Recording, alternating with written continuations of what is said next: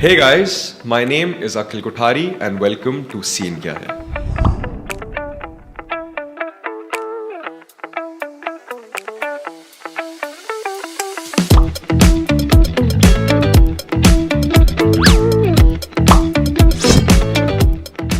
बहुत बहुत स्वागत है आपका कौशलेश भाई मेरे पॉडकास्ट में सीन क्या है पे।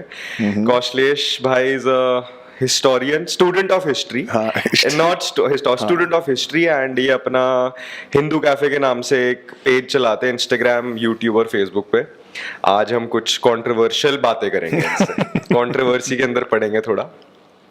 तो कौशलेश भाई, आप थोड़ा पहले अपने बारे में बताना चाहोगे, क्या करते, क्या आपका बस नाम में क्या रखा है? नाम में क्या रखा है? चलो स्टार्ट करते हैं।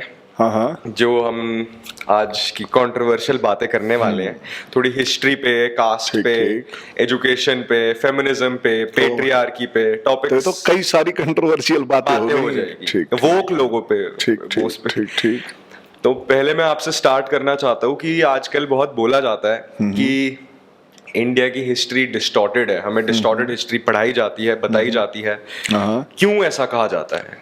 क्योंकि वो डिस्टॉर्टेड है इसलिए कहा जाता है। नहीं तो कैसे हुई डिस्टॉर्टेड, क्यों है, मतलब उसके पीछे रीजन क्या है? जैसे आपकी स्कूलिंग हुई तो सती वर्ड सुना है आपने? जी बिल्कुल। सती मेरे ख्याल से जो भारत में स्कूल में पढ़ते हैं वो सब सुनते हैं। हाँ। और सती क्या है कि भाई महिलाओं को जिंदा जला देते थे। और ये कैसे हुई, तो ये हिंदुइज्म का बताते हैं कि मतलब फंडामेंटल कुछ कैरेक्टर था महिलाओं को जलाना। अब मुझे लगता है तो ये कंफ्यूज कर देते हैं कि सती को भी छंटिंग से ये जो क्रिश्चियनों वाला है। सती के बारे में आपने सुना होगा, जाहिर सी बात है। अब सती थी क्या भाई? आपको क्या लगता है? फर्स्ट इंप्रेशन कोई सुनता है सती तो लगता है कुछ प्रथा थी हमारे वहां। पर अगर मैं आपसे कहूं कि सती हमारे यहाँ कभी लीगल थी ही नहीं, किसी भी हिंदू टेक्स्ट में, किसी भी हमारे स्क्रिप्चर में सती को लीगलाइज किया ही नहीं गया था, तो आप बात मानोगे उसको? आप बिलीव करोगे? नहीं, क्योंकि हमें बताया यही गया है। मतलब आप सुन के हैरान हो जाओगे, सती को सबसे पहली बार जो लीगलाइज किया इंडिया में वो ब्रिटिशर्स ने किया 1813 में। और उसके बाद क्या है कि मेरा प्यार भी तू, मेरा प्यार नहीं भी तू 1829 में अबॉलिश भी कर दिया। मतलब मार भी ये रहे हैं, पुचकार भी ये रहे हैं। तो ये तो अंग्रेजों का था। उससे पहले किसी भी हिंदुओं में किसी ने भी उसको लीगलाइज नहीं किया था। आप सती के बारे में किताब में एक वर्ड पढ़ा देते हैं, बस इतना काफी होता है विलीफाई करने के लिए हिंदुइज्म को। आप सती के बारे में ना जाके चेक तो करो, सती के केसेस क्या थे, कहाँ कितने हुए। अंग्रेजों ने कुछ भी नहीं किया, पर एक चीज की उन्होंने सर्वे किए। अब जैसे अगर हम देखते हैं तो सती के केसेस 1821 से लेके 29 तक का सर्वे, जैसे अगर मैं आपको बताऊं तो मैं लेके भी आया था आपके लिए कि 1815 से 1828 तक पूरे इंडिया में जो सती के केसेस थे उसमें 63% कैलकाटा से थे। अब कैलकाटा में तो ब्रिटिशर्स का शासन था, गोरे बाबू लोगों का कोई ब्राह्मण तो वहां था नहीं जो विली ब्राह्मण वहां चल रहा हो हिंदुइज्म। ना ही मनु थे उस टाइम, ना उनकी मनुस्मृति। बंगाल में 1824 में 2.5 लाख वुमेन विडो हुई और सती कितनों ने किया? 600। ये अंग्रेजों का सर्वे, ये कोई मतलब भाजपा का IT सेल का, व्हाट्सएप यूनिवर्सिटी का नहीं है। ये उनके उसमें है, आर्काइव्स ऑफ इंडिया यही है दिल्ली में, नई दिल्ली, वहां देख सकते हैं। अब अगर 2.5 लाख विडो में 600 ने सती कमिट किया, तो अगर हम परसेंटेज में जाएं, जो ये फैक्ट्स की बात करते हैं, तो वो तो लेस देन 0.25% होता है। मतलब मैं कह रहा हूँ वो 600 भी गलत था अगर मानो, बट हमको बताते तो ऐसा है कि जो महिला विधवा हो गई उसको अब सती करना ही करना है। बिल्कुल। तो ये तो सती का केस आता है। आप अगर बनारस चले जाओ, बनारस सुन के लगता है तो हिंदुइज्म, पैट्रियार्की, ब्राह्मणिज्म सब जितना भी कुछ है वही है। बनारस में 1821 से 1829 के बीच में नंबर ऑफ सती के केसेस पता है 9 साल में कितने थे? 125। तो क्या बनारस में सब अमरता का वरदान लेकर आए थे? कोई मर ही नहीं रहा था 9 सालों में। मर रहे थे ना भाई, पर केसेस 125। तो बात यह है कि हुआ, थोड़ा सा हुआ, पर तुम उसको जैसे होता ना, तुम घिस गए, छिल गए कहीं साइकिल चलाते टाइम, तो मम्मी पापा तुम्हें लेकर मैक्स में एडमिट करा दें कि मेरे बेटे को गोली लग गई। ऐसा हुआ सती के साथ। सती और जौहर को भी कंफ्यूज करा जाता है। जौहर का क्या कॉन्सेप्ट है?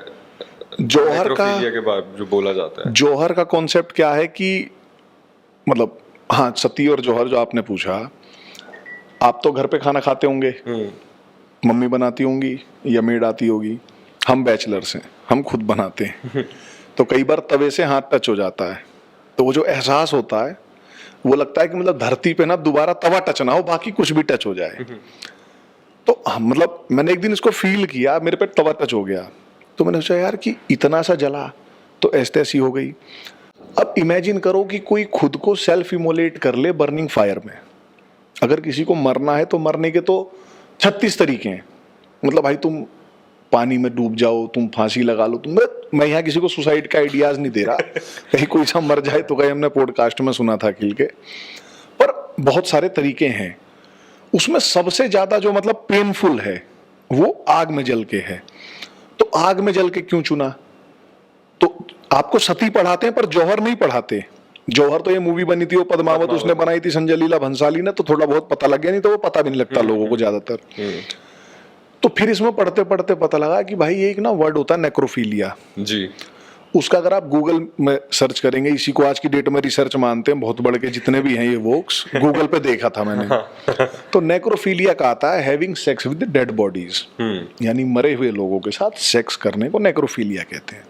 अब जो नेक्रोफीलिया है, जितने भी इस्लामिक इन्वेडर्स आए हमारे देश में, मतलब मोहम्मद बिन कासिम 713 की मेरे ख्याल से जब आया, तब से लेकर और बहुत लेट तक ये सब उस ट्रेडिशन को फॉलो करते थे।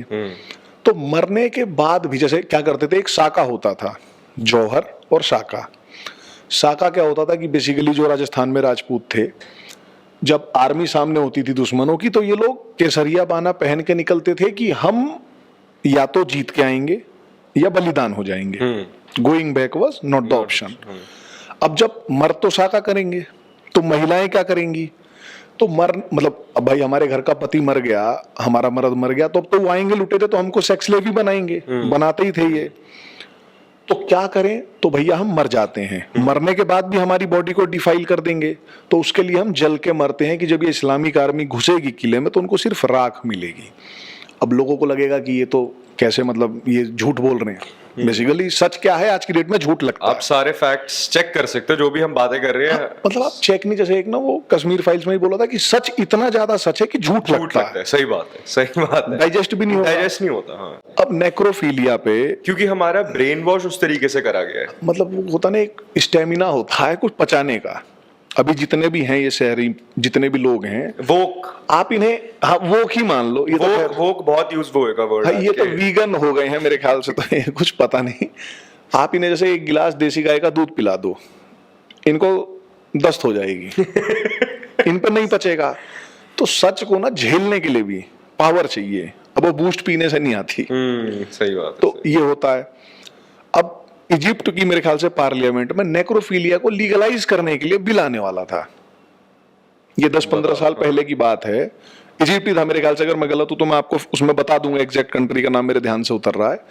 और जब थू थू होने पहले इनको लगा चुपचाप पास करवा लेंगे, क्योंकि करते तो ये थे ही, लीगल सैंक्शन हो जाएगा। तो जब थू थू होने लगी मीडिया में, तो इन्होंने कहा ये तो जेविश कॉन्स्पिरेसी है हमारे बारे में, हम तो ऐसा कुछ ला ही नहीं रहे थे।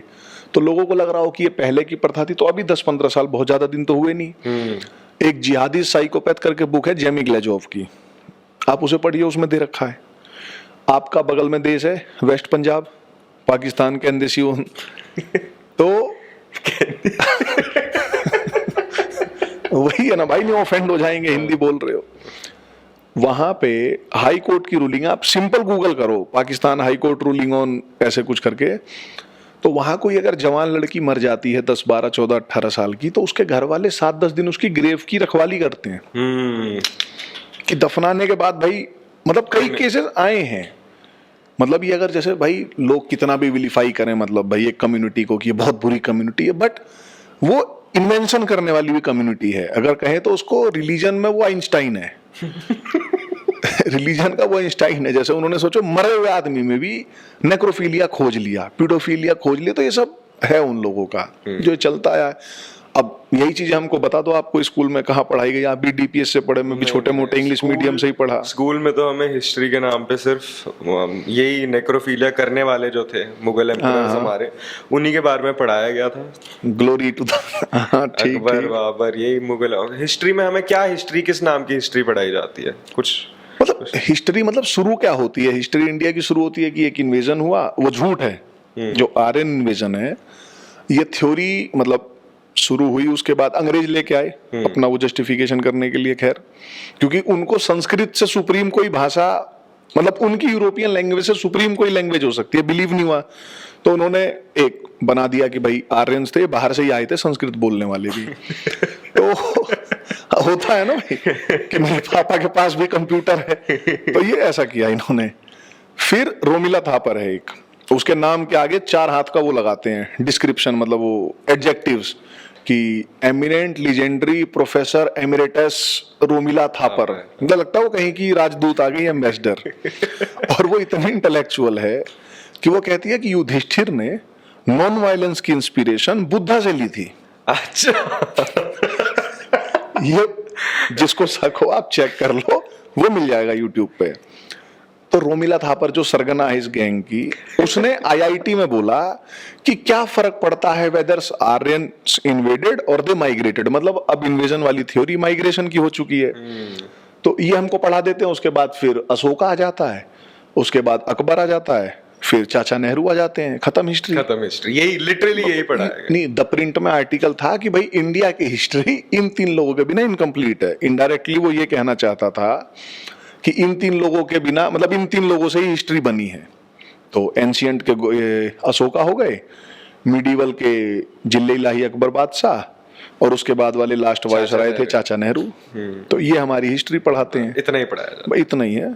तो बच्चे भी खुश हैं पढ़ के। कौशलेश भाई, जब हम हिस्ट्री की बात करते हैं तो कास्ट की बात भी करनी जरूरी है। तो ये एक आजकल कितना कास्ट होता है, तो जाति क्यों नहीं जाती बोला जाता है, तो इसके ऊपर आपका क्या कहना है? कास्ट सिस्टम जो हमारा, पहला तो ये है कि आपको जाति को कहाँ भेजना है, मतलब जाति क्यों नहीं जाती, मतलब कहाँ जाना है उसको। हाँ। ओला बुला दो उसके लिए, कहाँ भेजना है भाई। दूसरा जैसे क्या है, जैसे मैंने आपको बताया, सती वाला बताया, जाति के साथ भी यही है। बहुत पहले हम क्लियर कर दें आपकी ऑडियंस को कि जाति जो है वो जात से बना है, वो जात नहीं, वो जात है। जात, ज के नीचे अनुक्ता वाला बिंदु लगता है, तो वो हिंदी का ही वर्ड नहीं है, संस्कृत का तो भूल ही जाओ। तो ये है बाहर का वर्ड। हमारे यहाँ जो वर्ण व्यवस्था चलती थी मानो वो है, तो पहले वर्ण को इन्होंने जाति में वो कर दिया। फिर एक कास्ट पोर्टुगीज वर्ड है, राजीव मल्होत्रा भी बताते रहते हैं, तो ये हो गया। बेसिकली जितने भी ये कहते हैं जाति क्यों नहीं जाती, बेसिकली वो ना एक कास्टलेस इंडिया नहीं चाहते, वो कास्ट चाहते हैं पर धर्म नहीं चाहते। उनको इंडिया चाहिए जिसमें धर्म ना हो, कास्ट हो, ताकि वो और समाज को तोड़ सके। अभी जैसे लगता है कि मतलब एक सती जैसे, मतलब आप अगर एंशिएंट हिस्ट्री में जाओ तो यही लगता है कि वुमेन ऑप्रेस होती थी यहाँ इंडिया में, लोअर कास्ट्स की एस्टेसी कर रखी थी। मजे में सिर्फ एक ब्राह्मण्स थे, ब्राह्मणी बाज मस्त अपना सेक्रीफाइस करवा रहे हैं, वो ले रहे हैं सब, क्या है वो, गुरुदक्षिणा ले रहे हैं, ये सब चल रहा है उनका। मतलब यही होता है जहां तक देखें हम। पर अगर मैं आपसे कहूं कि कभी इतनी सारी कास्ट्स इंडिया में थी ही नहीं, तो वो भी जनरली बिलीव नहीं है लोगों को। हाउ इट इज, मतलब पॉसिबल कि कैसे हुआ। तो कैसे क्या हुआ कि सबसे पहले जो वर्ड वॉमिट बुलाते हैं। हाँ, तो जो सबसे पहला जो मानो ट्रेवलर कहें हम आया इंडिया में, जिसके डॉक्यूमेंट्स अवेलेबल हैं, उसके डॉक्यूमेंट नहीं, उसकी किताब खो गई थी, मतलब खत्म हो गई थी, तो उसके कुछ एक्सरेप्ट्स मिले हैं। तो उसका नाम था मेगास्थेनीज, 300 BC में आया। तो उसने बताया कि जो यहाँ की सोसाइटी है वो 7 फोल्ड डिवीजन है, उसमें 7 उसमें बटी हुई है। ठीक है।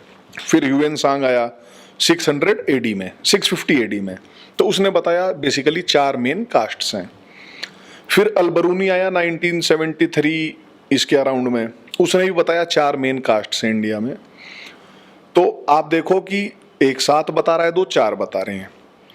मनुस्मृति जिसको बताते हैं fountain head of casteism, operation, anti women, और ये सब, उस मनुस्मृति में भी, मतलब ओरिजिनल वाली तो पॉसिबल ही नहीं है, उसमें भी बहुत सारा मतलब जो भी डाला हो एक्स्ट्रा, उस सब के बाद भी उस पूरी मनुस्मृति में 40 से ज्यादा कास्ट्स और सब कास्ट्स का मेंशन नहीं है। और इवन चांडाल जिनको सो कॉल्ड सबसे लोअर स्ट्राटा में रखते हैं, वो भी फादर की साइड से ब्राह्मण्स थे। हाँ, अच्छा। तो ये तो इधर का आया। दूसरा, अभी तो कलयुग चल रहा है, अगर आपको कास्ट को गरियाना है तो कलयुग, ये तो मानोगे। तो कलयुग के लिए तो मनुस्मृति है ही नहीं, तो भाई तुम क्यों टेंशन ले रहे हो, तुम इस युग की बात कर लो। फिर अब जो इतनी सारी कास्ट आई कैसे, जैसे अगर आज आप देखो तो आज इंडिया में लगभग 3000 कास्ट्स हैं और 25,000 सब कास्ट हैं। और पीछे वो जो आए थे वो कोई 4 बता रहा है, कोई 7 बता रहा है, मनुस्मृति में खूब ज्यादा है तो कास्ट सब कास्ट मिला के 40 हैं। तो ये हुआ कैसे, तो एक हर्बर्ट रिस्ले नाम का अंग्रेज था, तो अंग्रेजों ने पहला सेंसस किया था इंडिया का, अभी यहाँ का भी पेंडिंग है जो 2022 में की होने वाला था, चल रहा है। हाँ, तो 1891 की 1871 में जो उसने पहला सर्वे किया है उसमें आपको पता उसने कितनी कास्ट बताई है? 1891 का सेंसस जो है उसमें वो भारत में बताता है कि 2378 कास्ट्स हैं, 2378 मेन कास्ट्स, और सब कास्ट्स कितनी है? तो जो चमार हैं जिसको एक कास्ट कहा जाता है उनकी सब कास्ट 1150 हैं, उन्हीं की सिर्फ। हाँ, मतलब कि ये वो बता रहा है। हाँ, ये हर्बर्ट रिस्ले का सर्वे, और 43 रेसेस बता रहा है कि यहाँ सिर्फ आर्य द्रविड़ नहीं 43 नस्लें रहती हैं, मतलब पता नहीं कहाँ से। तो इतनी सारी कास्ट तो फिर हमको दिख रहा है कि अंग्रेजों की देन है। बिल्कुल। अगर और मतलब भाई 3000 कास्ट आज कैसे हुई? चलो हर्बर्ट रिस्ले ने तो 2378 बताई थी, उसके बाद भी ये 600-650 बढ़ गई। तो बेसिकली हुआ क्या कि एक ना कहानी चलती है कि हाथी था, उस कमरे में 5-6 अंधे थे, सॉरी कोई ऑफेंड ना हो, तो पूछा गया हाथी कैसा है, तो किसी ने उसकी पूंछ पकड़ी, किसी ने उसकी सूंड पकड़ी, किसी ने उसका पैर पकड़ा, किसी ने कान पकड़ा, तो जिसने जो हिस्सा पकड़ा उस हिसाब से बता दिया ये हाथी है। तो यह होता नहीं, वो बच्चा कुछ उसका दिखता नहीं है तो वो खोल खाल के 3 टप्पड़ उलट पुलट देता है। तो ये किया अंग्रेजों ने, डिस्टॉर्ट ही करा। ये जो अभी का जो कास्ट हमको दिख रहा है, इतना सारा प्रोलिफरेशन ऑफ कास्ट जो है, ये अंग्रेजों की देन है। जो गोरे साहब हमको देके गए थे, अभी ब्राउन साहब हम ढो रहे हैं। यही है, और इसको खत्म भी नहीं करना चाहते। मतलब हाँ, आज के टाइम पे तो पॉलिटिक्स ही कास्ट पे चल रही है। हाँ, वोट ही कास्ट पे आ रहा है, धर्म पे आ रहा है। आज की डेट में कुछ भी होता है तो सबसे पहले आदमी गूगल करता है व्हाट इज कास्ट। हाँ, तो कास्ट हो गया, मतलब नहीं चाहिए, फॉर्म पे पूछा जाता है। भाई वोट बैंक है ना, आप देख लो। यूपी इलेक्शन होते हैं, बिहार इलेक्शन होते हैं स्पेसिफिकली, हाँ, तो मतलब बात ही कास्ट की हो रही होती है न्यूज़ पे। यार हमारा आईआईटीएन मुख्यमंत्री जो ये राष्ट्रीय मुख्यमंत्री है अरविंद केजरीवाल जी, ये एक सभा में कह रहा था कि मैं बनिया हूं, मुझे पता है धंधा कैसे करना होता है। मतलब ये भी इनडायरेक्टली कास्ट पे ही मांग रहा था। एग्जैक्टली। क्योंकि पढ़ा लिखा है, आईआईटी का तो हमने सुना है वहां का आदमी 6-7 हाथ होते हैं उसके, 2-4 पैर होते हैं, बलवान होता है, वो भी कास्ट कह रहा है। यार चलो लालू का तो समझ में आए, वो चारा खाता है तो वो कास्ट की बात कर लेगा, पर केजरीवाल जी सर जी भी ये कह रहे हैं। तो अब कास्ट क्या है, बहुत प्रॉफिटेबल बिजनेस है, बहुत तगड़ा, सब इसमें इन्वेस्ट कर रहे हैं। आप बिजनेसमैनों में कह रहा हूँ भाई, ये कहाँ तुम मेहनत कर रहे हो, सुबह शाम स्टार्टअप चला रहे हो, जा रहे हो मीटिंग्स अटेंड कर रहे हो, ब्रांडिंग देख रहे हो, चुपचाप अपनी जाति के नेता बनो, बढ़िया पैकेज आएगा। यही चल रहा है आज की डेट में देश में। सबसे बड़ा स्टार्टअप ये है, आप इसमें यूनिकॉर्न गिनो आप गिन के देखो ना। अभी वो डकैत था, वो दिल्ली में बैठा हुआ था, देखो उसने कितना, उसका कितना बड़ा है वो, क्या कहते हैं उसको, पैसा जो उसके अकाउंट में आया है। कौन? राकेश टिकैत जी। अच्छा, उसने तो कमाल ही कर दिया। तो ये है कास्ट का। तो लेकिन उसको भी दिखा दिया गया, वो पहले ही दिखा देना था, बट ठीक है, जो भी हुआ अच्छा हुआ। आगे बढ़ते हैं। हाँ। थोड़ी एजुकेशन, कहा जाता है कि नीचे जाति वालों को, कास्ट पे ही अगर बात करें आगे एजुकेशन पे, कि उनको मतलब उनको पढ़ाया नहीं जाता था, उनको पढ़ने नहीं देते थे। ऐसा क्यों कहा जाता है? ये भी एक डिस्टॉर्टेड, जैसे ना, एक भाई सबसे इंपॉर्टेंट जो हमारी जनरेशन है और जो हमसे नीचे वाली आ रही है, ये जो ऊपर वाली भी है, लिखा हुआ है तो उसको सच मत मान लो कि किसी ने कागज पे प्रिंट कर दिया तो सच ही होगा। ऐसे तो वो कौन सा हाजी दवा खाना होता है, वो भी प्रिंट करके पर्चे बांट देते हैं बसों में, पर वो फेक ही होता होगा। भाई नीची कास्ट्स को पढ़ने नहीं देते थे, ये आप किस बेसिस पे कह रहे हो और कब की बात कर रहे हो? मतलब भारत की हिस्ट्री तो बहुत पुरानी है, तो आप कौन से टाइम फ्रेम में कह रहे हो कि भाई नहीं पढ़ने देते थे? अगर हम मानो ब्रिटिशर्स वाले में ही चले जाएं, तो आपको पता होगा कि ब्रिटिशर्स की डिबेट होती थी तो उसमें एक एंजलिस्ट थे, एक ओरिएंटलिस्ट थे। तो इनकी डिबेट में क्या कन्फ्लिक्ट होता था कि भाई इंडिया को वर्नाकुलर लैंग्वेज में एजुकेट करें या इंग्लिश दे दें। तो हुआ कि भाई ठीक है, एजुकेशन सिस्टम हम लाने वाले हैं। वुड्स डिस्पैच था 1854 का, तो उससे पहले अंग्रेजों ने कहा चलो सर्वे करा लेते हैं कि अभी एट प्रेजेंट इंडिया में एजुकेशन का क्या सिस्टम है। तो थॉमस मुनरो था, गवर्नर था मद्रास का, गवर्नर जनरल, उसको बोला सर्वे करके ला। उसका जो सर्वे हुआ है थॉमस मुनरो का, मद्रास प्रेसिडेंसी का, वो कहता है कि वहाँ पढ़ने वाले जो बच्चे हैं स्कूलों में, जो सो कॉल्ड शूद्रास और लोअर कास्ट्स में आते हैं, वो 70 से 84% है मद्रास प्रेसिडेंसी में। ये बात है लगभग 1825 का इसका सर्वे हुआ है। अच्छा, अब उसमें भी क्या है, जैसे सब्जेक्ट बताता है कि जो एस्ट्रोनॉमी सब्जेक्ट है उसमें टोटल 808 बच्चे हैं, जिसमें ब्राह्मण जो हैं वो 75 की 78 हैं और शूद्रास 195 हैं। Can you imagine? एस्ट्रोनॉमी में मतलब डबल है, डबल से भी थोड़ा ज्यादा ही है। मेडिसिन पढ़ने वाले 194 में 31 ब्राह्मण्स हैं, 59 शूद्रास हैं। ये थॉमस मुनरो कह रहा है। अब उसको भी व्हाट्सएप पे तो उस जमाने में तो नहीं मिला हुआ, कम से कम वो खुद सर्वे करवा रहा है और अंग्रेज है, तो उसका ये भी नहीं है कि उसे भाई कुछ भारत माता टाइप का कुछ करना, जो फैक्ट है वो बता रहा ना। वो आरएसएस में होगा, उस टाइम आरएसएस भी नहीं थी। फिर उसके बाद ये मद्रास का हुआ, उसके बाद इन्होंने बंगाल का कराया, तो वो 1830 से 35 तक का चला। तो विलियम एडम था, तो उस टाइम बंगाल में ही बिहार आता था। तो उसने बताया कि भाई इस बंगाल प्रेसिडेंसी में 1 लाख स्कूल हैं और उन 1 लाख स्कूलों में बच्चे पढ़ते हैं, और उसमें जो कास्ट बेस देखें तो उसमें भी 50% से ज्यादा ही थे जो आज की डेट में सो कॉल्ड लो कास्ट और इसमें आते हैं। इवन विलियम एडम ने तो ये बताया कि एक जिले में 6 टीचर्स की कास्ट पता है आपको क्या थी? चांडाल। अब चांडाल को अगर हम देखें तो वो जैसे मतलब ऐसा नहीं है कि जो क्लास में जो कास्ट में वो है आपका डिफरेंशिएशन है, वो अपर कास्ट लोअर में भी लोअर में कई हैं। जैसे अगर ब्राह्मण अपनी लड़की की शादी किसी दूसरी में नहीं करता, तो धोबी अपनी लड़की की शादी नाई में नहीं करता। अच्छा, कास्टिज्म वहां भी चलता है फिर तो। और उसको क्या कहते हैं? ये ब्राह्मणिज्म है। अबे भाई वो धोबीज्म क्यों नहीं है? भाई ब्राह्मणिज्म कह रहे हो तो आप उसको उस पे ले आओ, यादविज्म कह लो, किसी भी कास्ट को, मतलब मैं वो नहीं कह रहा हूं। तो ऐसे चला। तो अब आप बताओ, चांडाल 6 टीचर 1830 से लेके 1835 के बीच में, ये कैसे पॉसिबल थे? ये थॉमस मुनरो जो अच्छा, ये भी नहीं है कि आपने सर्वे एक जगह का बताया, बंगाल, बिहार और मद्रास, तीनों अलग अलग, तीनों जगह का डाटा आप देख लो, तो यही आ रहा है। तो भाई कब, हाँ अभी हम इसको डिनाई भी नहीं कर सकते कि नहीं है, अभी करंट में देखें नहीं। हाँ, मतलब वही बात है कि ऐसा नहीं है कि ऐसा होता ही नहीं है। हाँ, होता है, होता नहीं है, ये तो कहीं नहीं जा रहा है। मैं ये कह रहा हूँ, जैसे भाई हम ही लोगों ने देखा है भाई 20 साल पहले गांव में, चाहे अभी खैर अब तो सिचुएशन बहुत चेंज हुई है, अच्छी बात है, नहीं 20 साल पहले नहीं पढ़ते थे इस सोसाइटी के लोग ज्यादा, तो वो था, पर वो था क्यों? हाँ एग्जैक्टली, वो क्यों था? हाँ मतलब वो उसका रीजन क्या है? हिंदुइज्म में नहीं। हाँ मतलब वो हिंदुइज्म के कारण था, किसी ब्राह्मणिज्म के कारण था, या मतलब अंग्रेजों की देन थी, ये भी एक गिफ्ट था, क्या था? तो इस पे कभी बात नहीं होती। आप मतलब इस पे कोई ढंग से रिसर्च भी नहीं हुई है कि भाई ये प्रोलिफरेशन ऑफ कास्ट, और ये मतलब जो मैंने सर्वे बताया, भाई कोई सामने ऑडियंस में होगा वो कहेगा कि मेरे पास ये सर्वे है, वो ले आए, पर कोई सर्वे ही नहीं है। मतलब हमको अंग्रेजों के सर्वे पे रिलाई होना पड़ रहा है। भाई 1835 उस टाइम तो अंग्रेजों ने अभी अपनी एजुकेशन पॉलिसी लागू नहीं करी थी।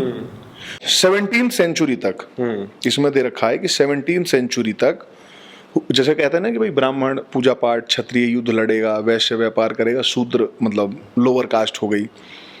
तो एक कोई था फॉरेनर, वो आया तो उसने लिखा है कि 1/3 पॉपुलेशन जो है अपने बर्थ के अकॉर्डिंग ऑक्यूपेशन नहीं करती। जैसे आप ब्राह्मण पैदा हो तो जरूरी नहीं आप पूजा पाठ ही कर रहे हो, या आप वैश्य पैदा हो तो जरूरी नहीं आप व्यापार कर रहे हो, ऐसा 1/3 था। तो ये भी रिजिडिटी नहीं थी हमारे यहाँ।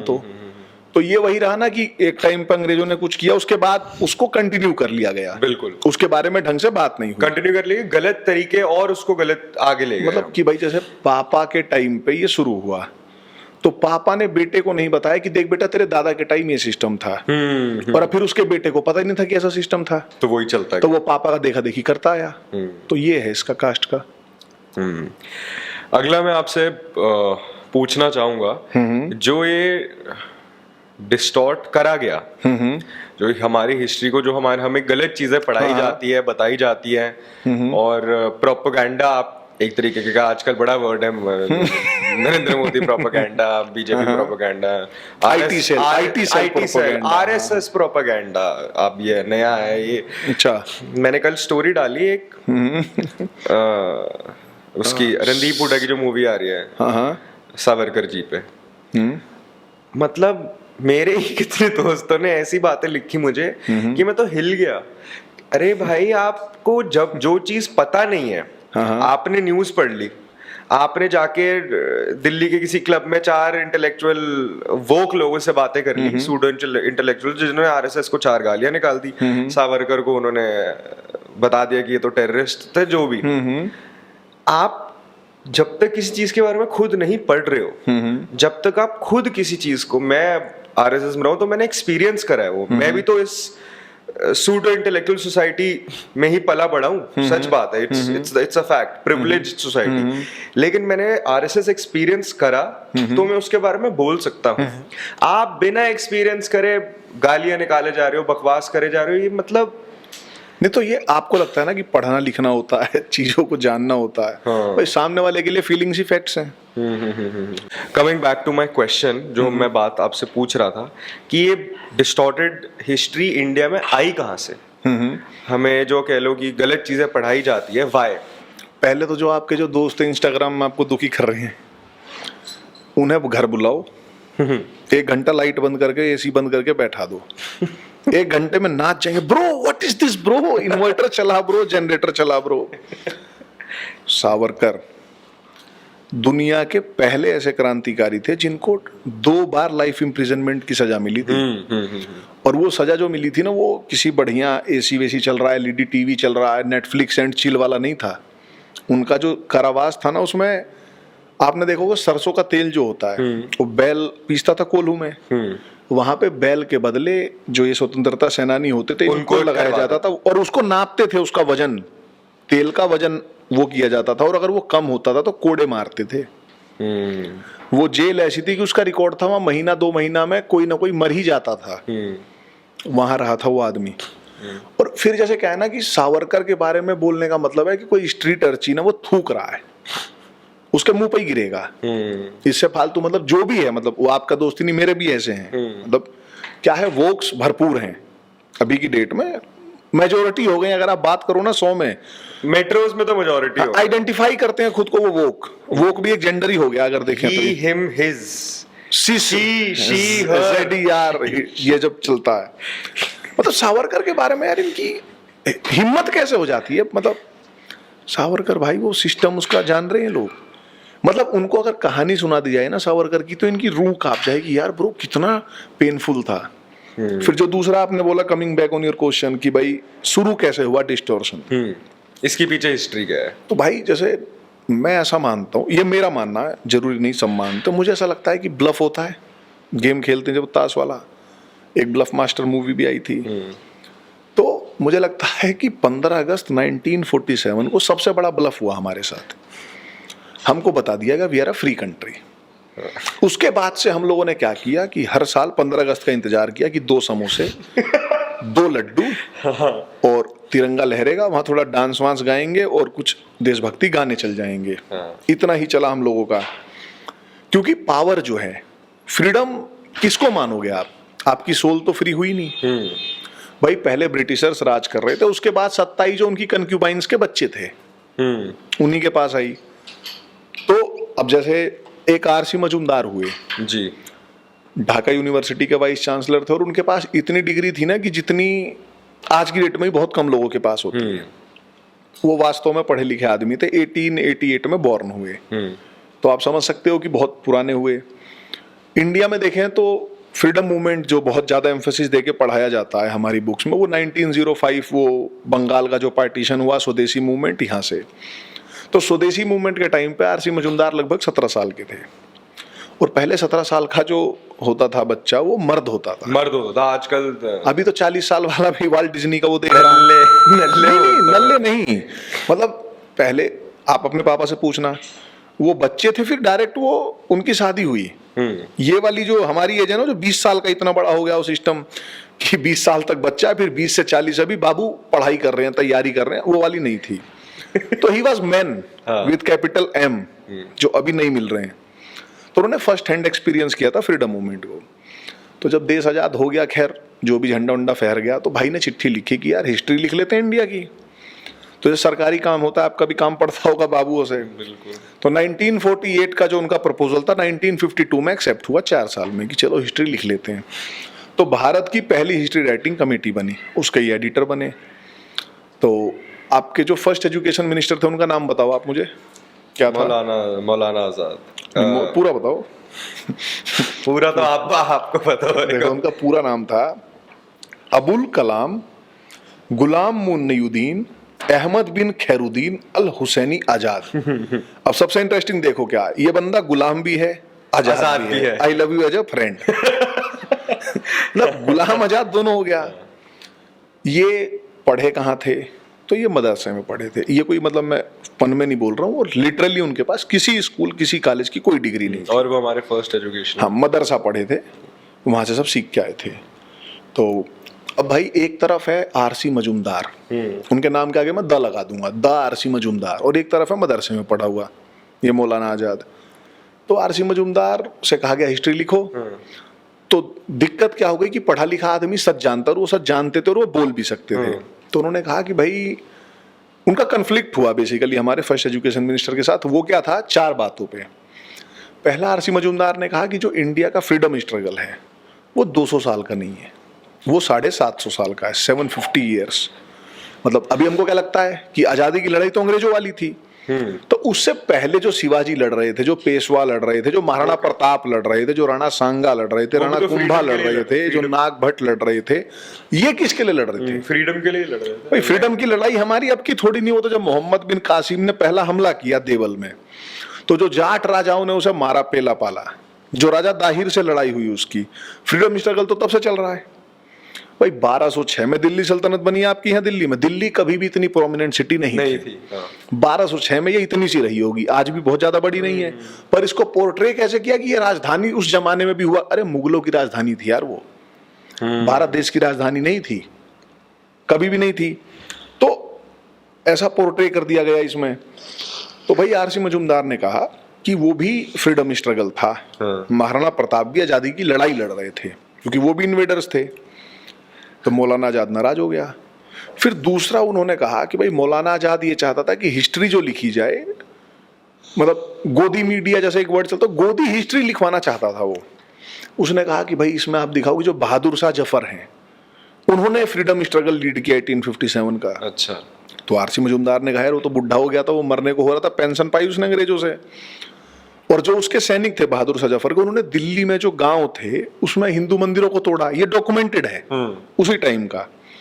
तो उन्होंने कहा यार कि वो तो नहीं लड़ रहे थे, वो तो अपना मतलब जिहादी कर रहे थे, उन्होंने लिखा है।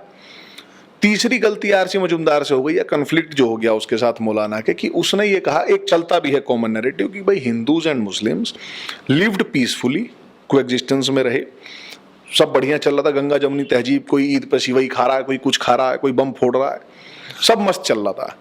फिर आ गए ब्रिटिशर्स, तो वो एक पॉलिसी ले आए ब्रो, डिवाइड एंड रूल। तो उसके बाद क्या है कि मेरे घर पे सिवैयानी बंद हो गई और मैंने उसके घर रॉकेट भिजवाने बंद कर दिए। ये चलता है, इसमें मैं भी मानता था फर्स्ट ईयर तक जब था मैं, तो उस फेज को मैं मानता हूं, तब तक मैं ऐसे ही था, वोक थे। उससे भी वो गलत टर्म हो जाएगा, वो था। वोक तो यूफेमाइज कर रहे हैं हम, वो गाली को बार बार वही कर रहे हैं ना भाई, जो यहाँ जो है, जो दिल से निकलना है, उस पे तो बीप बच जाएगा। तो ये हो गया। तो उन्होंने कहा कि भाई ये कभी भी पीसफुली रहे नहीं।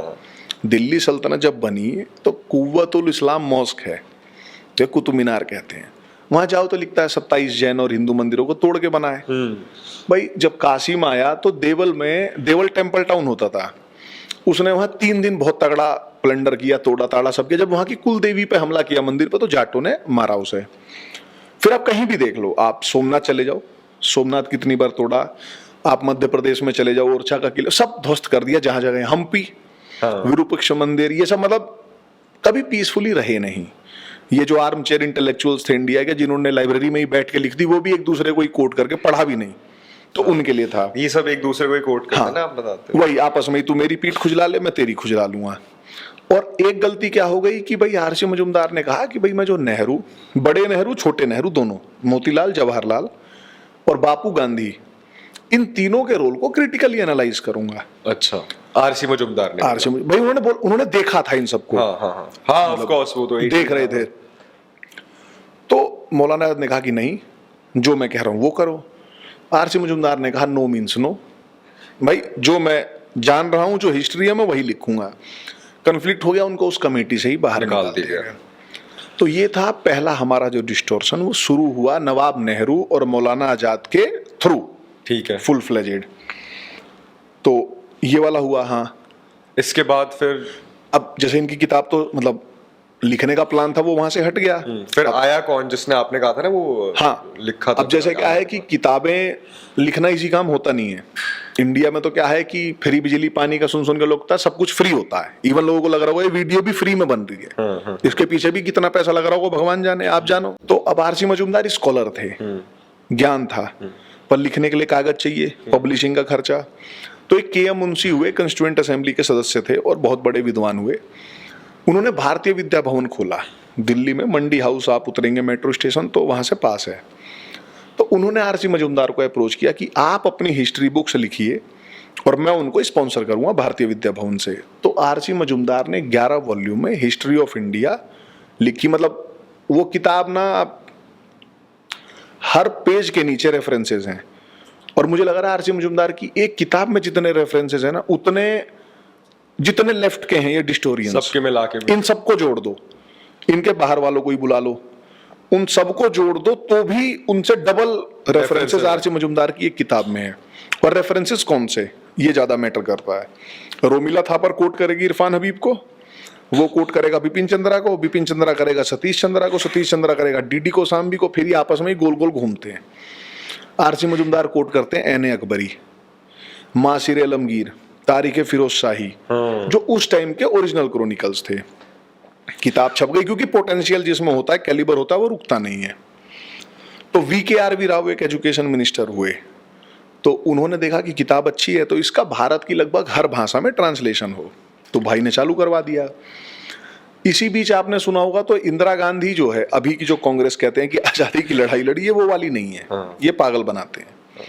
1967 में इंदिरा गांधी जो थी, जो कांग्रेस का ओल्ड गार्ड था, उससे लड़ाई हो, इनसिक्योर फील कर रही थी। तो हुआ क्या कि 69 का जो मतलब 69 तक हालात बहुत इनके खराब हो गए थे। फिर प्रेसिडेंशियल इलेक्शन आया था ना वो। हाँ, तो कांग्रेस का कैंडिडेट जो था वो एन संजीव रेड्डी थे, और इंडिपेंडेंट कैंडिडेट खड़े हुए आपके वीवी गिरी। बिल्कुल। तो भाई कांग्रेस रिक्वेस्ट ने सपोर्ट करा था। नहीं, जो कांग्रेस का जो ऑफिशियल कैंडिडेट संजीव रेड्डी थे, वीवी गिरी को सपोर्ट किया इंदिरा गांधी। हाँ, कांग्रेस आर। हाँ, तो अभी आर बनी नहीं थी, अभी नहीं बनी थी। तो भाई अब कांग्रेस पार्टी की तुम हो, तुम्हारे बाप की कांग्रेस है, प्राइवेट प्रॉपर्टी है वो, public company, private company sorry, startup. तो हाँ स्टार्टअप है भाई, तुम्हारे घर वालों का 1885 से यूनिकॉर्न हो गया होगा, यूनिकॉर्न का ही बड़ा भाई कह लो, इतना तो लूटा ही होगा इन्होंने अब तक मेरे ख्याल से। तो भाई अपनी कंपनी का प्रोडक्ट यूज नहीं कर रहे हो। अब जैसे अक्षय कुमार बिमल गुटखे का प्रचार कर रहा है, तो वो खुद नहीं खा रहा, तो गलत चीज है ना। तो भाई इंदिरा गांधी अपनी पार्टी के कैंडिडेट को सपोर्ट कर नहीं रही, उसको डर था कि भाई ओल्ड गार्ड के साथ ही राष्ट्रपति मिलकर कुछ खेल कर देंगे। उसने वीवी गिरी को सपोर्ट किया, वो जीत गए। अब भाई बुढ़े भी परेशान कांग्रेस के, लड़ाई ज्यादा बढ़ गई, तो कांग्रेस में दो फाड़ हो गए। तो ये जो कांग्रेस आप बता रहे थे वो बनी। तो कांग्रेस में जो साइकोफेंट्स हैं वो बहुत पुराने जमाने से रहे हैं, ऐसा नहीं है अभी दिख रहे हो कि राहुल गांधी में जिनको युवा नेता दिखता है। इन्होंने क्या किया, इंदिरा गांधी के साथ सारे चले गए। तो आए तो उसमें क्या था, 45 सांसद कम थे मेजोरिटी के लिए। तो अब इंदिरा गांधी क्या करे, तो वो CPI के पास गई कि भाई हमको समर्थन वो कर दो, समर्थन। तो उन्होंने कहा हमें क्या मिलेगा, गिव एंड टेक रिलेशन चलता है उनका। तो इसने कहा बताओ क्या चाहिए। तो उनका बुल सही होता है, कम्युनिस्टों का ये मानना पड़ेगा, उन्हें पता है कहाँ से क्या खत्म होगा। उन्होंने कहा एजुकेशन मिनिस्ट्री, अब वही खत्म हो, छोटी सी डिमांड हमें दे दो। खत्म तो क्या है, अब तो खैर ये नेपाल में कुत्ता जीत जाता है उसका जश्न मनाने लगते हैं कि भाई पीपल्स विक्ट्री हो गई। तो 1971 में education Syed Nurul Hasan education minister बने, CPI के थे। CPI जिनको नहीं पता, India communist party of India है, अब कागजों में ही है वैसे तो, पर खैर कम्युनिज्म जो आइडियोलॉजी है वो तो दिमाग में आ गई है। तो सैयद नूरुल हसन जो थे सीपीआई से आते थे, वो भारत के एजुकेशन मिनिस्टर बन गए। अब वो कॉमरेड थोड़ा कम था, इस्लामिस्ट ज्यादा था। अच्छा, ऐसा जनरली होता है, जैसे हिंदू एथीस्ट होता है सीपीआई में जाते ही, पर वो नहीं होते, वो पहले वही रहते हैं। तो इसने ICHR वगैरह बनाया। अब आप सोचो, Indian council of historical research, basically India में हिस्ट्री क्या पढ़ाई जाएगी ये सब यही तय करते इन्होंने हैं। बनाया। उसमें आप देखो कितने एमिनेंट लोग थे कि रोमिला थापर 4 बार उसकी रही है, सतीश चंद्रा 4 बार, इरफान हबीब 5 बार, S गोपाल 3 बार, जितने भी आप देखो उसके जो लेफ्ट सारे लेफ्ट चीफ रहे हैं वो सब यही रहे। अब ये कितने एमिनेंट थे कि एक आरिफ कंधारी नाम का आदमी था, उसने तारीख अकबरी करके किताब लिखी अकबर के बारे में। तो डॉक्टर परमात्मा शरण थे, उन्होंने उस किताब का इंग्लिश ट्रांसलेशन किया। तो जो ICHR है उसमें 2 विंग है, एक ग्रांटेड और दूसरा पब्लिकेशन। अच्छा, तो कुछ भी प्रोजेक्ट सैंक्शन होता है तो भाई मैंने आपको प्रोजेक्ट दिया तो आप उसे करेंगे और मुझे जमा करा देंगे, अपने ड्यूज क्लियर कर लेंगे, मेरे पास रिसीव हो गया तो मैं पब्लिशिंग के पास भेज दूंगा, वहां से पब्लिश हो जाएगी। तो परमात्मा शरण ने ग्रांटेड वालों के पास जमा करा दी और वो किताब पब्लिश नहीं हुई। तो अरुण शौरी हैं एक, sir Arun Shourie, Indian Express वगैरह, मतलब हाँ of course sir John type आदमी है वो, अलग लेवल है उसका। तो उन्होंने वो किताब खोजनी शुरू करी कि परमात्मा शरण की किताब कहाँ है, तो किताब ही नहीं मिले। ICHR से पूछा तो कहते हैं हमारे पास है ही नहीं। तो उसने कहा दिमाग होश में क्या है, एवडेक्स लगा खाली तुमने ब्रेड पे। भाई तुम्हारे ग्रांटेड वालों के पास रिसीव हुई है, पब्लिकेशन डिपार्टमेंट कह रहा है नहीं। तो जो डिप्टी डायरेक्टर था मिडीवल यूनिट का, उससे पूछा गया, उसका नाम था तस्नीम अहमद, आप याद रखना। तो उसे कहा अहमद साहब वेयर इज द बुक। तो उन्होंने कहा यार we are not able to trace it, मिल नहीं रही है, कहीं खो गई होगी। Tasneem Ahmed deputy director ICHR medieval unit. 1992 में that very same Tasneem Ahmed ने राजस्थान यूनिवर्सिटी से PhD सबमिट कराई इसी इंग्लिश ट्रांसलेशन पे जो परमात्मा शरण वाली थी अपनी कह के। और चोरी देखो कितनी तगड़ी है इनमें, जो वो कहते हैं ना कॉन्फिडेंस लेवल इन लोगों का। किताब चोरी की छपवाई पहले किसी की PhD, एक्नोलेजमेंट में लिखता है कि जो इरफान हबीब हैं, 2 हैं, एक दड़ियल है, एक क्लीन सेव रहता है। तो क्लीन सेव वाला तो बदतमीज है, गुटका खोर टाइप, लड़ाई झगड़ा भी करता है। तो अभी आरिफ मोहम्मद खान के साथ भी भिड़ गया था वो, पिछले साल हिस्ट्री काउंसिल हुई थी केरला में, तो अच्छा, कॉलर वॉलर पकड़ के हो गया था। मुझे लगा 2-4 हफ्ते भी लगे पर नहीं लगे। तो उसको लिखता है कि भाई इरफान हबीब सर ने मुझे बहुत गाइड किया, ये मतलब पूरा वो कर दिया। दूसरा उसने एक्नोलेजमेंट में दिया कि सतीश चंद्रा सर ने भाई मेरी इतनी मदद करी, नहीं तो मैं तो मरी जाता। सब जो भी लिखते हैं वो फ्लैटरिंग करी। उसके बाद प्रीफेस भी लिखा जाता है किताब का। अब सोचो उस चोरी की PhD का प्रीफेस किसने लिखा, इरफान हबीब, जो मिडीवल हिस्ट्री का सबसे बड़ा हिस्टोरियन बताते हैं। तो उसने लिखा क्या शानदार काम किया लड़के ने, मतलब मैं जो जीस्ट बता रहा हूँ वो था वही, क्या शानदार काम किया, वाह बेटे लोंडे तू तो बहुत तगड़ा वो हो रहा है, भी ड्राइवर सब हो गया। यही नहीं रुके, वो चोरी की PhD किताब छपी।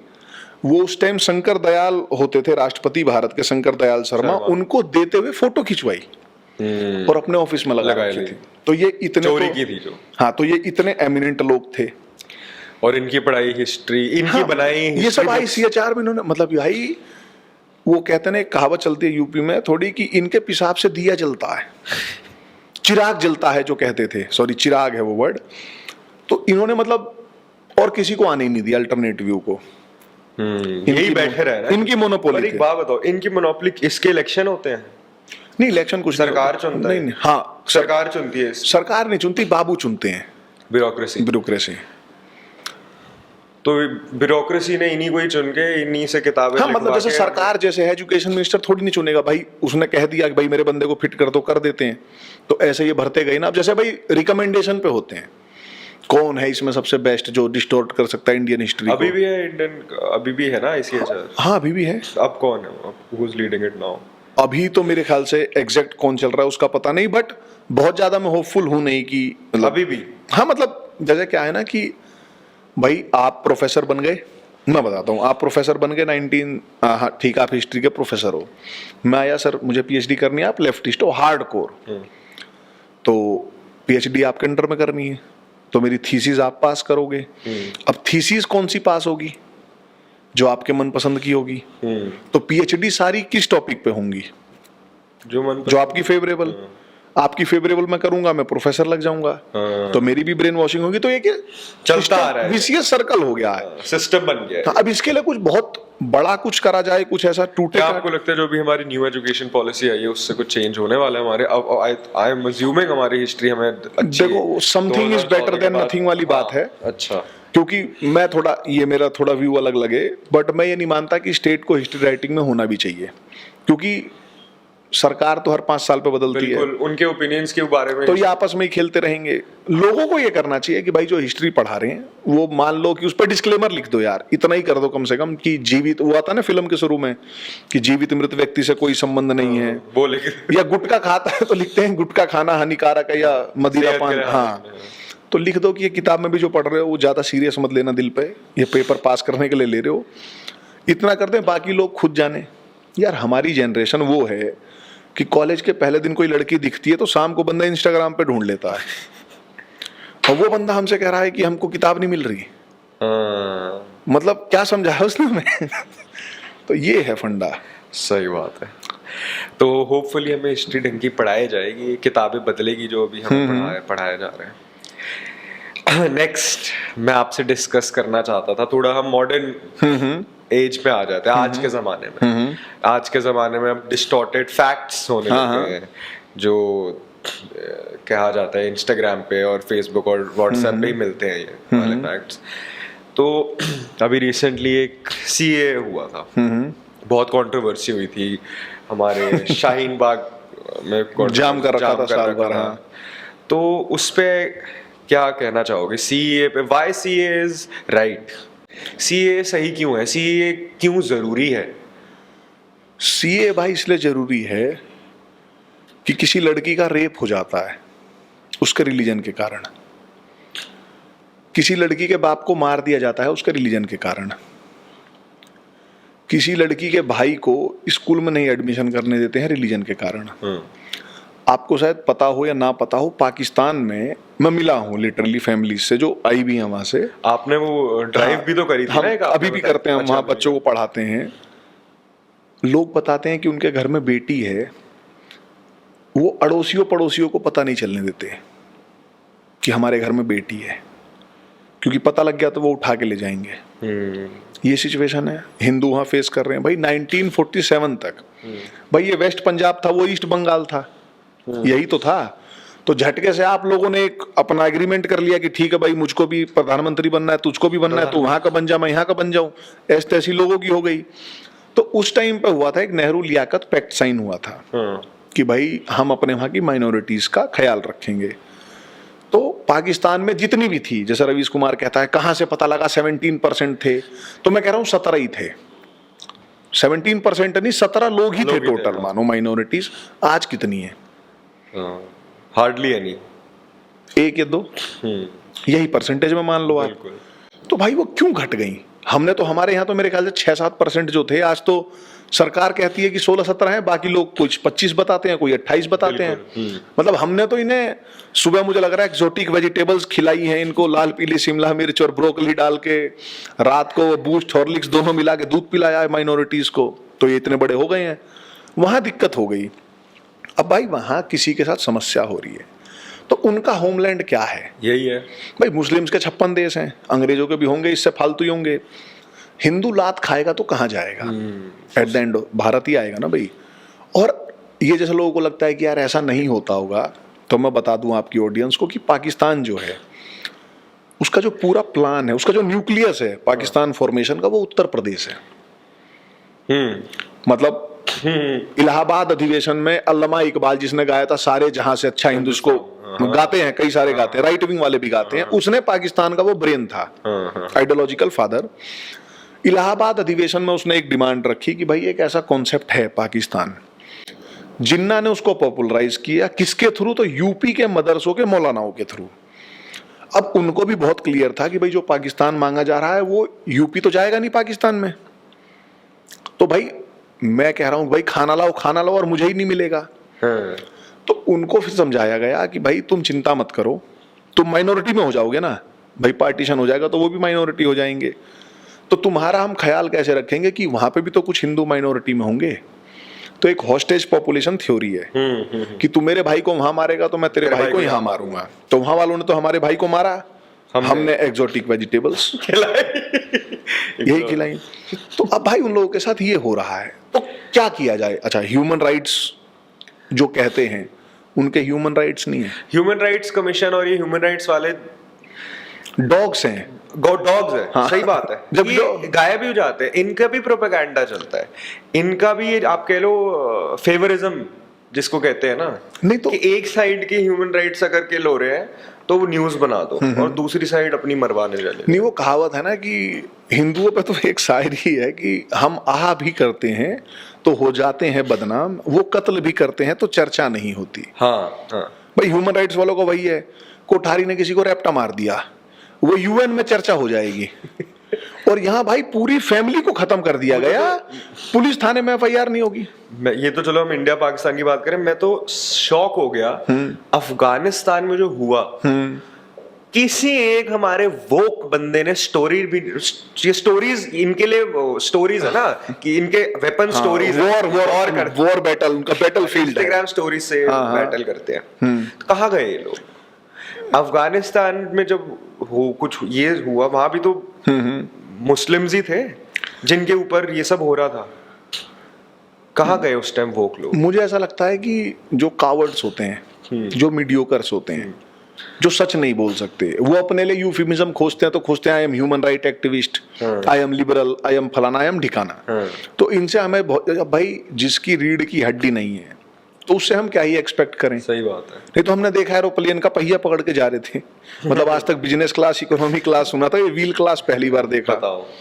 तो ये चलता है इन लोगों का। तो भाई अब वहां पे परसिक्यूशन हो रहा है, ये स्टेटेड फैक्ट है, मतलब इसको डिनाई करने का पूरा प्रयास किया गया। उसके बाद भी थोड़ा बहुत, तो जब आग लग जाएगी तो धुआं तो दिखेगा ही। तो भाई सरकार ने कह दिया, पहले भी लोग आते थे, तो जैसे मेरे ख्याल से 10 साल था कि 10 साल आप यहाँ रहे अगर तो आप फिर यहाँ के सिटीजन हो गए। तो सीए में हो गया कि उस ड्यूरेशन को थोड़ा घटा दिया गया। तो भाई इसमें गलती क्या है? और मेरे को ऐसा भी लगता है एंटी मुस्लिम और प्रो हिंदू ये दो अलग चीजें हैं। इनको मुझे ऐसा लगता है पर्सनली इनको मिक्स करा जा रहा है कि अगर आपने कोई प्रो हिंदू बात कर दी ना तो आप एंटी मुस्लिम हो। ऐसा नहीं है। आप प्रो हिंदू बात कर रहे हो आप हिंदुओं के लिए, आप मुस्लिमों को नीचे नहीं कर रहे हो उससे। मतलब वो टोपी पहने तो वो बड़ा रिलीजियस है, हम टीका लगा लें तो ये तो अच्छा, इसमें क्या है जो ये दाऊद कोई ना कोई वीडियो देख के नीचे कमेंट कर रहा होगा आपका टीका देख के, तो सफल हो गया ना, टीका लगाना सफल हो गया। जैसे ये हमारी मेकअप किट का हिस्सा हो गया है अब लिटरली। भाई तुम जलते हो तो जल जल के काले हो जाओगे। अब कोई ऐसा कह देगा देखो रेसिस्ट जोक्स भी मार रहे हैं, ऐसे ही होते हैं कि कार के पहिए काले क्यों हैं। तो मैं मानता हूँ। आपने अभी एक बात मेरे को उससे पहले बोली थी, क्या आपने एक लाइन मारी थी फ्री स्पीच वाली? हाँ, उसका क्या है जो भाई, जैसे ना ये फ्री स्पीच जैसे कहते हैं, जैसे हमने जो बोला अभी, तो सर जॉर्डन पीटरसन है, ठग लाइफ आदमी है वो भी। तो उसने कहा कि भाई in order to think freely you have to risk of being offensive. अब भाई आप हो, अब मैं दोस्ती फ्रैंक हो जाऊँ, मैं कहूँ ए तू क्या कर रहा है, ऑफेंड हो जाओगे, तू कैसे बोल दिया। मैं कहा अखिल चले, कोठारी क्यों नहीं बोला? अखिल कोठारी चले, जी क्यों नहीं बोला? भाई ऑफेंड तो किसी भी चीज पे हो सकते हो। तो अब भाई मैं बात करूं या उससे पूछूं कि भाई तू इस बात पे ऑफेंड नहीं होगा, तुझे बोल सकता हूं? हाँ, तो फिर फ्रीली कैसे बोलोगे? मतलब भाई देखो, either we have free speech और we don't have any free speech. ये हेट स्पीच नहीं चूतियापा है।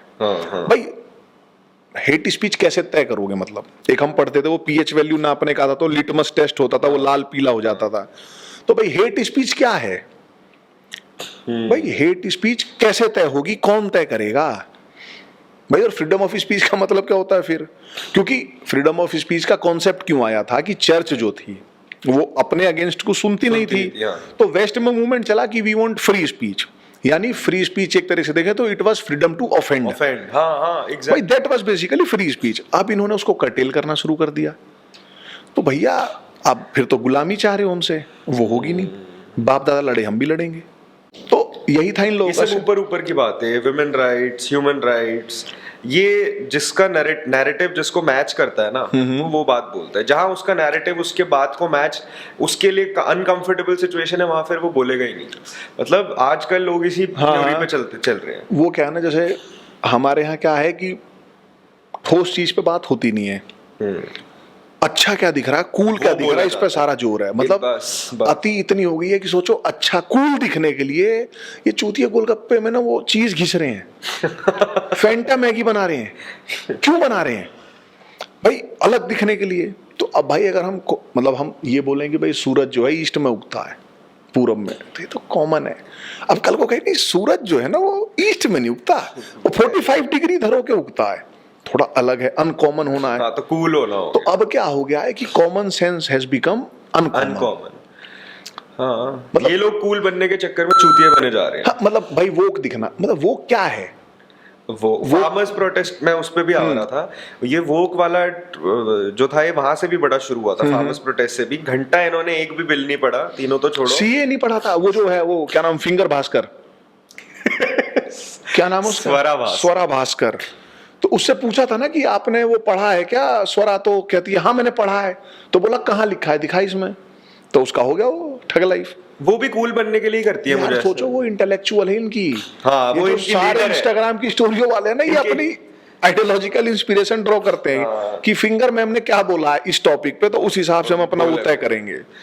फार्मर्स प्रोटेस्ट के टाइम पे किसी ने पढ़ा नहीं। मैं कहता हूँ 95%, 99% लोगों ने नहीं पढ़ा होगा।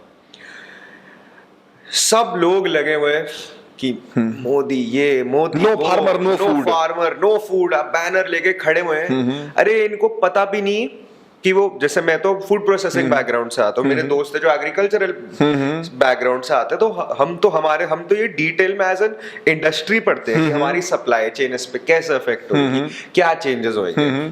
तो हमें पता है। इन लोग को कुछ आइडिया नहीं, लिखे जा रहे हैं, स्टोरी डाले जा रहे हैं, नो फार्मर नो फूड, गालियां दिए जा रहे हैं बिना किसी रिसर्च के। वो इन्होंने गूगल पे गए, या इन्होंने ये बॉर्जेस एंड्रेस या स्वरा भास्कर या ये जो मियां खलीफा नहीं सॉरी कौन थी वो, वही तो थी ना, मियां खलीफा ही तो थी वो जो फार्मर प्रोटेस्ट में आई थी, जिसने वो सब वो किया था यार।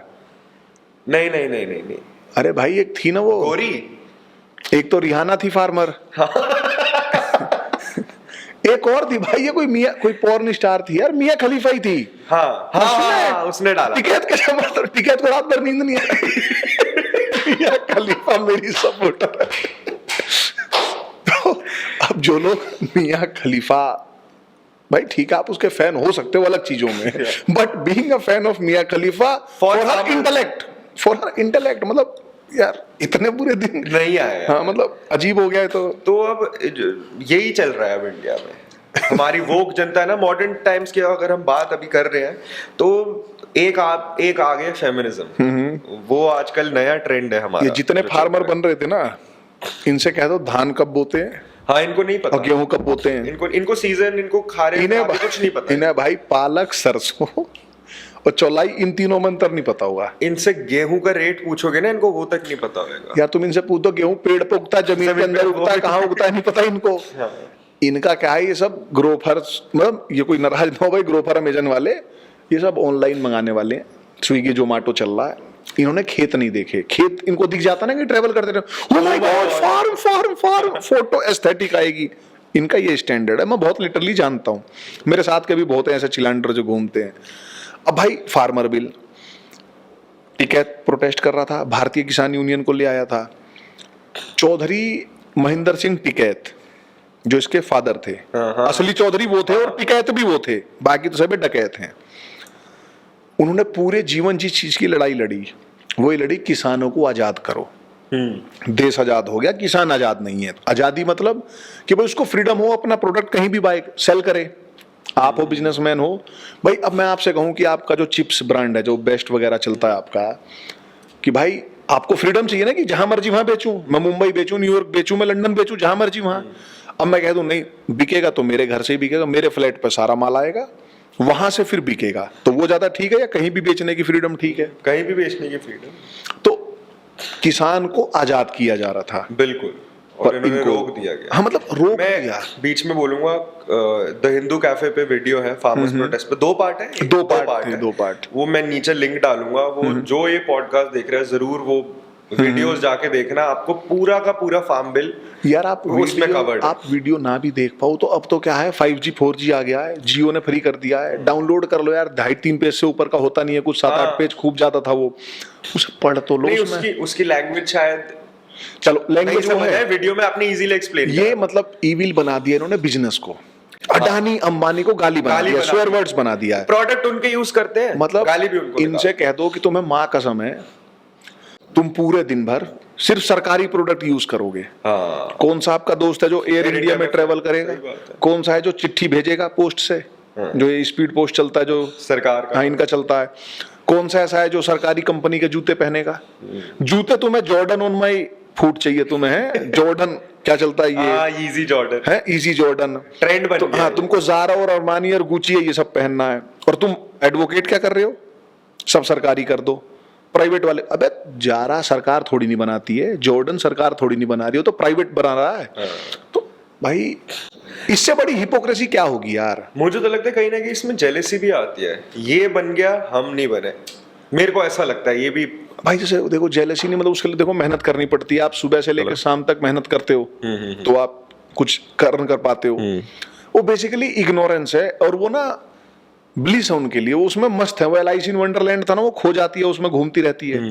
तो क्योंकि जो ट्रूथ है, जो रियलिटी है बहुत ज्यादा पेनफुल है, मतलब हिला देगी अगर कोई ढंग से सोचे ना कि हुआ क्या है, पैर के नीचे जमीन खिसक जाएगी।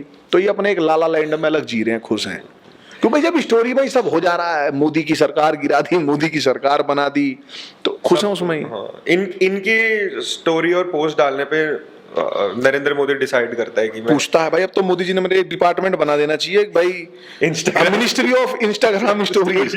उसका काम ही होगा कि सनाया ने क्या ट्वीट किया है, चाहे सनाया ने क्या रील डाली है, उस हिसाब से हम अपनी नीतियां निर्धारण करेंगे। तो ये है इनका। एक और टॉपिक आज के टाइम पे मैं बीच में लाया था, उसको वापस लाऊंगा, वो है फेमिनिज्म, जिस पे बहुत लोगों को हम ऑफेंड करेंगे। हनी हैप्पी टू ऑफेंड, वो हैप्पी टू हेल्प था, वो कौन सा वो हज का चलता था मेरे ख्याल से, वो तो अपना है happy to offend and just do it. For example free the nipple, ये जो ब्राउड आ रहे थे, और क्या नाम था उनका, वो रशिया में जो थे यार, वो जो 4 लड़कियां जीसस के स्टैचू के सामने जाके अपने कपड़े खोल के अपनी बॉडी रब्स कर रही थी, तो पुसी राइट। मतलब ये क्या था पुसी राइट? पढ़ना, अरे आप पुसी राइट के बारे में पढ़ना। मैंने पढ़ा था रशिया में, पढ़ा था, देखा था देखा भी था, पढ़ा भी था, हर जगह वीडियोस थी। ये वहां की मतलब एक्सट्रीमिस्ट फेमिनिस्ट आप कह लो, जो भी इनका आजकल वर्ड होता है, फेमिनाजी, यही क्या है, फेमिनाजी, अल्ट्रा प्रो मैक्स, तो उस लेवल पे ये लोग चलते हैं। अब इनको लगता है कि ये फेमिनिज्म है। नहीं, प्रैक्टिकल फैक्ट तो ये है कि फेमिनिज्म वुमेन राइट्स के लिए है ही नहीं, मेल बैशिंग है। नहीं मतलब जैसे फेमिनिज्म बताते हैं मूवमेंट फॉर वुमेन, बट मैं तो कह रहा हूँ कि feminism is a movement against women. भाई ये शुरू हुआ था वुमेन को वोटिंग राइट्स मिल जाएं, बिल्कुल, उसको लेके चला, अच्छी बात है भाई वुमेन को मिले, पर अभी आप देखो तो ये वॉर अगेंस्ट मेन और उससे भी ज्यादा अगेंस्ट वुमेन हो गया है। आपने बोला कि भाई मैं चाहता हूं कि भाई मेरी बहन को, मेरे भाई को, हमको इक्वल पढ़ने को मिले, ये सब मिले। मैं ऐसा मानता हूं, लोग डिसएग्री हो सकते हैं कि equality is a flawed concept. उसमें भी जो आपने कहा कि सबको पढ़ने का मौका मिले, मैं एग्री करता हूं, equality of opportunity is possible, but what they are wanting कि भाई equality of outcome, is it possible? तो जैसे एक तो क्या है कि भाई इक्वालिटी ऑफ अपॉर्चुनिटी नहीं मांग रही है, इक्वालिटी ऑफ आउटकम मांग रहे हैं। अब भाई आप मेरे ख्याल से जितने भी भाई हो, आप 2 या 3 जितने भी भाई हो, आप दोनों में ही या तीनों में अंतर होगा। एक ही माँ बाप के बच्चे हो, देखा जाए XY क्रोमोसोम सब वही होता है भाई, पर इक्वल नहीं यार। तुम खाना एक दिन बनाओगे ना, एक दिन तुमसे छोले अच्छे बनेंगे, अगले दिन उससे थोड़े अच्छे बनेंगे, खराब बनेंगे, एक जैसे छोले भी नहीं बना पाता आदमी। तो बिल्कुल, तो ये इक्वलिटी किस चीज की मांग रहे हैं? और जो मैंने बताया अगेंस्ट वुमेन कैसे बन गया है कि इन्होंने कहा gender is a social construct, यानी मेरा जेंडर मेल है, आपका जेंडर मेल है, ये है ही नहीं, ये तो सोसाइटी ने कंस्ट्रक्ट किया है। तो क्या चाहिए भाई, ये ना एक ओशियन है, तो जेंडर मैं खुद आइडेंटिफाई कर सकता हूँ। तो मैं अपना जेंडर मान लेता हूँ, ये क्या नाम कप रखा हुआ है ऑरेंज कलर का, मेरा जेंडर कप है, आप अपना जेंडर माइक मान लो भाई आप पानी का जहाज मान लेता हूं मैं अपना, आप अपाचे हेलीकॉप्टर मान लो, राफेल मान लो, ये हुआ ना। तो अब इससे क्या होता है कि भाई मैं कहता हूं कि मैं खुद को वुमेन आइडेंटिफाई करता हूं, हो कोई ऑफेंड? मैं वुमेन आइडेंटिफाई करता हूं and I am against feminism. भाई कॉन्ट्राडिक्टरी। अभी क्या हुआ, एक लिया थॉमस लड़का था, वो खुद को वुमेन आइडेंटिफाई करने लगा, तो उसने सेक्स चेंज कराया और अभी कोई कंपटीशन हुआ था बढ़िया, उसमें उसने compete किया स्विमिंग में। अब यार लड़का लड़की के साथ स्विमिंग compete कर रहा है, तो लड़की से ज्यादा स्टेमिना उसमें उस चीज में तो होगा ना भाई। आप इक्वेलिटी मांग रहे हो, उससे पहले ये तो बता दो कि are men and women equal? भाई आर दे इक्वल? जो वुमेन भाई जब बर्थ देती है बच्चे को, जितना पेन वो सह सकती है आप सह सकते हो? नहीं। आप जितना इमोशनल ट्रॉमा सह सकते हो उतना वुमेन नहीं सह सकती। सही बात भाई, है, सबके अलग अलग आपका फिजिकल बिल्ड अलग है भाई। एग्जैक्टली, फिजिकल बिल्ड ही अलग पर है। ये तो इतने मतलब डिस्टर्ब केसेस हैं ये सारे जो वोक्स हैं, कि ये तो कहते हैं कि मेन कैन ऑल्सो ब्लीड। मैंने एक फोटो देखी, एक था तो व्हाइट आज भी जींस पहन मैं- रखी, नहीं एक ने अच्छा। व्हाइट जींस पहन रखी है, वहां वो लाल रंग लगा रखा है, इमोजी डाल दिया प्रेग्नेंट मैन अब का। क्या होगा ये करने से? क्या होगा इससे? कुछ भी नहीं होगा यार कोई इनसे तो पूछे कि मेल प्रेग्नेंट होता है, ये कौन सी साइंस है? किस साइंस के साइंटिस्ट ने बोला है कि मेन प्रेग्नेंट हो सकते हैं? वो की बताएंगे वो। मतलब ये तो वो काइंस्टीन होंगे कोई, सिंपल। तो लिया थॉमस का क्या केस हुआ कि वो उसमें compete किया, वो जीत गया। तो अब भाई आप हो, बॉक्सिंग करते हो, आपको मैं लड़कियों के साथ बॉक्सिंग रिंग में उतार दूं ओलंपिक में, मोर बना दोगे मार मार के? भाई मैरी कॉम और विजेंदर सिंह आपस में compete नहीं कर सकते ना नहीं भाई। कर सकते। मैरी कॉम लड़कियों के साथ कर सकते हैं, विजेंदर सिंह लड़कों में कर सकता है। अब विजेंदर सिंह कहे मैं खुद को लड़की आइडेंटिफाई करता हूं, अब मैं लड़ूंगा मैरी कॉम के साथ। फिर तो इससे मैरी कॉम का भला होगा कि नुकसान होगा? नुकसान होगा। यही फेमिनिस्ट चाह रही है। They are against. हाँ सही बात। ये यही चाह रही हैं।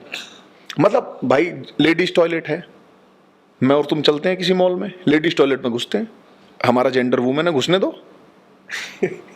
भाई ये कहां जाके रुकेगा भाई? और इससे वुमेन का फायदा हो रहा है नुकसान हो रहा है, ये तो देख लो। एक बीच में मैं दो टॉपिक्स में लाऊंगा, फिर हम इसको एंड करते हैं। एक तो अगेन क्योंकि हम डिस्टॉर्शन पे बात कर रहे हैं, 2 मिनट की बात करूंगा। कश्मीर फाइल्स पे मेरे को बात करनी है। जिसने भी वो मूवी नहीं देखी प्लीज उसको जाके जरूर देखें। मैं हिल गया वो मूवी देख के कि मुझे ये क्यों नहीं पता था। मुझे पता था, एक हमारा फ्रेंड होता था प्रद्युमन माटू नाम का, कश्मीरी। हाँ मट्टू मट्टू स्कूल में होता था वो। उसने तब नरेंद्र मोदी की ना सरकार आई थी, 2014 की बात है। तो ऐसे ही कोई टॉपिक चल रहा था, तो उसने बताया कश्मीरी पंडितों के एक्सिडेंट्स पे। हमने भी सुन के हाँ दैट कूल है ब्रो। नहीं इग्नोर कर दिया। मैं सच बात बताता हूँ, क्योंकि हमें सच पता ही नहीं था, क्योंकि हमें सच बताया ही नहीं गया, क्योंकि हमें ये पढ़ाया ही नहीं गया। इसमें भी डिस्टॉर्टेड हिस्ट्री का ही पार्ट है। तो मतलब उसमें एंड में एक सीन था जहाँ पे वो बंदा पूरी हिस्ट्री बताता है। जो आपने बात बोली थी ना कि सच इतना सच है कि वो झूठ लगने लगता है। तो मेरे हिसाब से ऐसी चीज हमसे छुपाई गई, coming back to the topic of distorted history, की हमसे इतनी बड़ी चीज, जब एक बंदा उसके लिए प्रोसिक्यूट हुआ है, वो भी अब जाके इतने सालों, वो उसके लिए प्रोसिक्यूट नहीं हुआ है। वो 2017 का वो जो टेरर फंडिंग केस में प्रोसिक्यूट हुआ है वो। मतलब अभी भी वो एक्सोडस यार में इंडिया का प्राइम मिनिस्टर उसको घर में बुला रहा है, हाथ मिला रहा है। तो बताओ क्या क्या हमसे छुपाया गया है भाई। आप एक आपने बात करी थी रवांडा।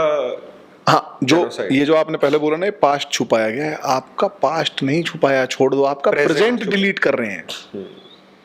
भाई जम्मू कश्मीर हिंदू जेनोसाइड जो था वो प्रेजेंट था। बिल्कुल 30 साल पहले की 30 बात साल है। पहले की बात है। 1993 में जो हिंदुस्तान के लोग थे, मेजोरिटी को नहीं पता था कि जम्मू कश्मीर में ये हो गया। जो रवांडा का मैंने बताया कि जैसे जो लोग सोच रहे होंगे कि ये गलत हिस्ट्री, सब चलो ठीक है गलत हिस्ट्री है, इसमें क्या है और किसी को शक हो तो एनसीईआरटी तो सबने पढ़ी है। क्लास 6 से लेकर 12th तक की जो एनसीईआरटी की हिस्ट्री बुक्स हैं, उसमें एनसीईआरटी के सोशल साइंस डिपार्टमेंट में आरटीआई लगाई गई 2011 से 15 तक। पूछा गया कि आपने जो लिखा है उसका सोर्स दो, लिटरेरी या कोई सा भी हो, कि भाई आपने लिख दिया कि दास बनाते थे एंशिएंट इंडिया में, या जो मुगल्स थे बहुत बेनोवेलेंट थे, ऐसा ऐसा।